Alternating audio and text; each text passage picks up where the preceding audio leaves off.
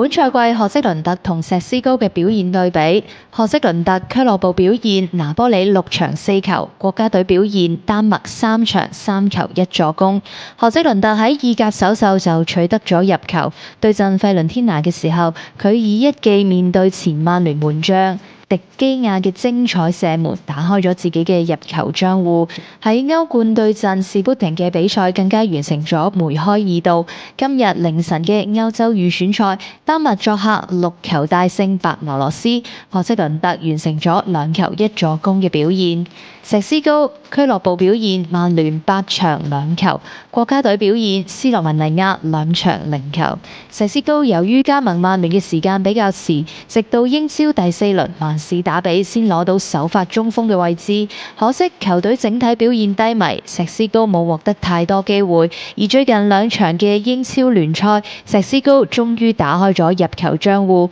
作客面對賓福特以及主場面對新特蘭連場取得入球。